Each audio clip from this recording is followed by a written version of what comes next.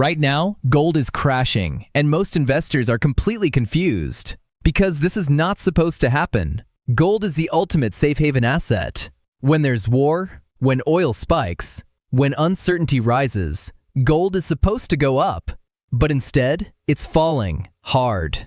Let's look at what's happening right now.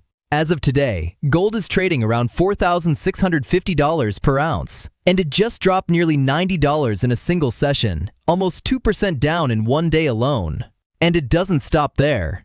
Down nearly 2% in 24 hours, down over 1.7% in just 5 days, and down more than 8% in the past month. That's a serious move. But here's where things get even more shocking. Even after this crash, gold is still up over 7% this year. Let that sink in. So what we're seeing right now is not just a simple drop. This is a major correction inside a bigger trend. Now look at this at the same time. Oil is doing the exact opposite. WTI crude is trading above $104, up more than 8% in a single move. Brent crude is also above $102, surging aggressively. This is what we call an oil shock, and normally, an oil shock plus geopolitical tension equals bullish for gold. But this time, gold is falling. Why? That's the question nobody is answering clearly. And to understand this, we need to zoom out.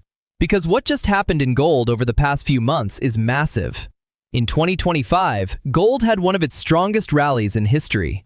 At one point, it surged more than 50% and reached an all-time high near $5,600 per ounce. That's not normal. That's an extreme move. But then came 2026, and everything changed. March 2026 is now being called one of the worst months for gold in nearly 17 years. We saw drops of 13% to 15% in just 1 month. From the peak, gold has now fallen nearly 20% in just a couple of months. That's not a small pullback, that's a real correction. And this is where panic starts. Because now investors are asking, is this the end of the gold bull market? Or is this just a temporary drop before the next big move? And more importantly, why is gold falling when everything around it says it should be rising? Because usually, war equals gold up. Oil spike equals gold up. Uncertainty equals gold up. But right now, we are seeing the opposite. And that tells us something very important. This move is not random. There are real forces behind it. And they are powerful. Move forward. Because in the next part, I'm going to break down the 4 real reasons behind this crash. The ones actually moving the market right now. And once you understand them, this entire situation will start to make sense. Because now we're going to break down the real reasons behind this gold crash. Not guesses, not opinions, but what is actually moving the market right now. And once you understand these, everything starts to make sense. Let's start with the first and most important trigger, the oil shock. Right now, oil prices have surged aggressively, with WTI crude moving above $104 and Brent above $102. That kind of move doesn't just impact energy markets, it shakes the entire global financial system. Because when oil rises that fast, it creates one major fear: inflation. Higher oil means higher transportation costs, higher production costs, and ultimately higher prices everywhere. And when inflation fears rise, central banks, especially the Federal Reserve, become more cautious. Instead of cutting interest rates, they start thinking about keeping rates higher for longer. And that changes everything for gold, because gold does not pay interest. So when interest rates stay high, investors start moving money into assets that do, like bonds. And that creates selling pressure on gold. But that's only half the story. At the same time, something else happened. The US dollar strengthened. And this is critical, because gold is priced in dollars. So when the dollar goes up, gold becomes more expensive for buyers around the world. Less demand, more selling pressure. And this combination, rising oil, inflation fears, higher rates, and a stronger dollar, created the perfect storm against gold. Now let's move to the second major reason, the Federal Reserve. Before all of this started, markets were expecting multiple rate cuts in 2026. That was one of the biggest bullish factors for gold, because lower rates usually mean weaker dollar, more liquidity, and stronger gold. But the oil shock changed those expectations. Suddenly, the Fed started signaling that it might only cut rates once, or possibly not at all. And that shift hit gold hard. Because markets don't wait for the Fed to act. They react to expectations. And when expectations change, money moves fast. Now let's talk about something most retail investors don't see. The third reason, forced selling. After the massive rally in 2025, where gold surged more than 50%, a lot of traders and institutions were heavily invested. Some were even using leverage. So when prices started dropping, margin calls kicked in. Positions were forced to close. And when that happens, it creates a chain reaction. More selling leads to more price drops, which leads to even more selling. At the same time, large institutions started taking profits, and even some countries began selling gold to raise dollars quickly. All of this added fuel to the decline. But here's the most important part, and most people miss this completely. Reason number 4, the difference between paper gold and real gold. Most of the selling we're seeing right now is happening in the paper market, futures, ETFs, short-term trading positions. But physical demand? That's a different story. Central banks are still buying. Long-term investors are still accumulating. And in many regions, especially in Asia, buyers are stepping in during these dips. Which means this correction is not coming from a collapse in demand. It's coming from positioning, from short-term pressure, not long-term weakness. And this is exactly why gold can behave in ways that confuse people. Because in the short term, it doesn't always follow the textbook. But in the long term, the fundamentals still matter. So let's recap quickly. Gold didn't fall because the world became safer. It fell because oil spiked and created inflation fears. The dollar strengthened. Rate cut expectations collapsed. And leveraged positions got flushed out. That's the real story. Move forward. Because in the next part, we're going to look at what the biggest voices in the market are saying right now. From major banks to top analysts, and why many of them are still extremely bullish on gold despite this crash. Because now we're going to look at something most people don't do during a crash.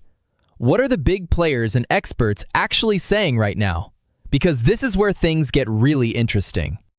When gold starts falling this hard, panic spreads fast. Retail investors start selling. Headlines turn negative, and it feels like the trend is over. But if you look at what major analysts and institutions are saying, the story is very different. In fact, many of them are still bullish. Let's start with one of the most well-known voices in the gold market, Peter Schiff. Now, whether you agree with him or not, he's been consistently vocal about gold for years. And during this drop, his stance hasn't changed. He sees this kind of correction not as a collapse, but as an opportunity. A temporary shakeout before the next move higher. And he's not alone. Some of the biggest financial institutions in the world are also maintaining bullish outlooks. Take JP Chase, for example. They've been projecting strong upside potential for gold, even after recent volatility. And then there's Goldman Sachs, which has repeatedly pointed toward higher long-term targets for gold, driven by central bank demand, geopolitical risk, and global monetary conditions. Now think about that for a second. While the market is reacting emotionally in the short term, institutions are looking at the bigger picture. And that's where most retail investors get caught off guard, because they focus on what's happening right now instead of where things are heading. Now let's take this one step further, because there's a key pattern you need to understand. In major bull markets, sharp corrections are normal. They don't signal the end. They often happen right before the next leg higher. And if you go back to previous cycles, you'll see this clearly. In 2008, gold dropped sharply during the financial crisis. People thought it was over. But what happened next? Gold didn't just recover, it went on one of the biggest rallies in history. And silver? It exploded even more. Now here's the question. Could we be seeing something similar again? Because if the long-term drivers are still intact, and if this drop is driven by short-term factors like rates, dollar strength, and liquidations, then this may not be the end. It may be the setup. Now add one more layer to this, central banks. Even during this correction, they haven't stopped accumulating gold. Countries are still diversifying away from the US dollar, still increasing reserves, still preparing for long-term uncertainty. And that tells you something very important. Smart money is not walking away, they are positioning. Now let's bring this back to you as an investor, because this is where decisions matter. When markets drop like this, there are usually two reactions: panic and exit, or step back and analyze. And the difference between those two often determines who wins in the long run. Because the biggest opportunities don't appear when everything is calm. They appear during uncertainty, during confusion, just like now. Move forward, because in the next part, we're going to look at what could happen next whether gold can recover from here, and the scenarios that could push it even higher or lower in the coming months. Because now we get to the most important part of this entire situation. What happens next? Is gold going to keep falling, or are we getting close to a major turning point? To answer that, we need to look at possible scenarios, not just one outcome. Because markets don't move in straight lines. They react to multiple forces at the same time. Let's start with the bearish scenario. What could push gold even lower?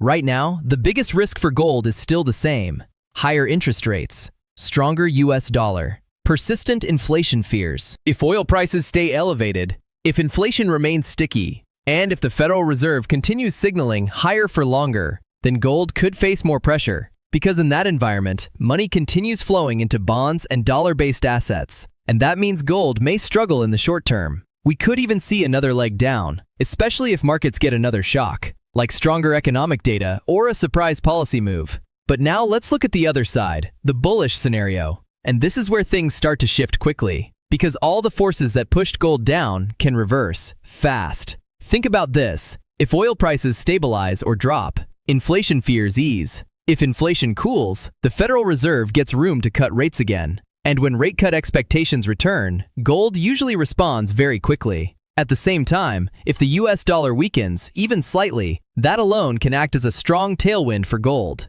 Because a weaker dollar makes gold cheaper globally, which increases demand. Now here's the most important factor that many people are underestimating. The system itself is under pressure.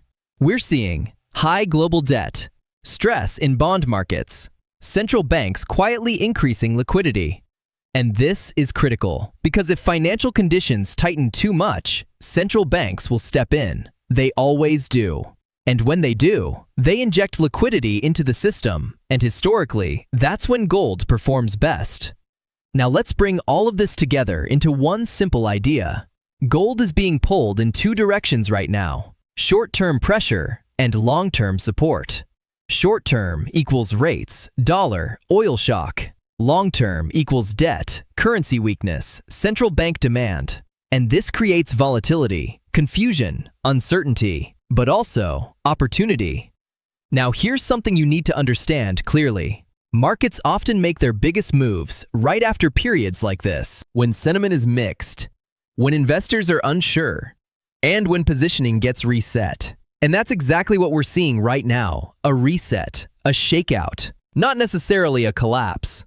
So instead of asking, is gold going up or down tomorrow? The better question is, where is the trend heading over the next 6 to 12 months? Because that's where real money is made. And right now, there are strong arguments on both sides, which means the next move could be powerful. Move forward, because in the final part, we're going to break down the bigger picture, where gold could realistically go from here, and how you should think about positioning yourself before the next major move begins. Because now we bring everything together and answer the one question that really matters: where is gold going from here? After a drop like this, nearly 20% from the highs, most people assume the trend is broken, that the bull market is over. But history tells us something very different. Because in every major gold cycle, there are sharp corrections, painful ones, moves that shake out weak hands and create fear in the market. And then, the trend continues. Now think about what we've just seen. Gold had a massive run in 2025, over 50% gains at one point. That kind of move is not sustainable without a correction. So what we're seeing right now could simply be the market resetting itself, not ending. Now let's talk about where prices could realistically go. In the short term, gold may stay volatile. We could see more swings up and down depending on interest rate expectations, dollar strength, oil prices, geopolitical developments. That's normal. But the real focus should be the bigger picture, because the long-term drivers of gold have not disappeared. In fact, they are getting stronger. We still have massive global debt, central banks printing and injecting liquidity, ongoing currency devaluation, strong central bank gold demand.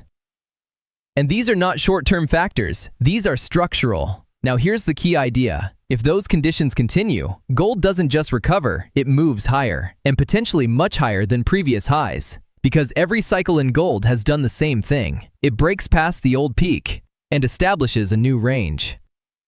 Now will gold go straight up from here? No, there will be volatility, there will be pullbacks, there will be moments where it feels like the trend is failing. But that's how markets work. The biggest mistake investors make is reacting emotionally to short-term moves, buying when everything looks strong and selling when fear takes over. But the real opportunity is understanding the cycle, recognizing when a move is driven by short-term pressure instead of long-term weakness, and positioning accordingly. Now let's make this very clear. This current drop was driven by Oil shock, stronger dollar, higher for longer rate expectations, forced liquidations. Not by a collapse in gold's fundamentals, and that distinction is everything. Because fundamentals drive the long-term trend, and right now, those fundamentals are still intact. Now the real question becomes, are you reacting to the crash or preparing for what comes next? Because if this is just a correction, then the next phase could come faster than most people expect. And when it does, it won't wait for confirmation. It will move quickly, just like we've seen in previous cycles. Before we wrap up, if you want to stay ahead of major moves like this, make sure to subscribe to the Gold and Silver and stay connected. Because in markets like this, understanding the bigger picture isn't optional. It's the difference between reacting and being ready. See you in the next one.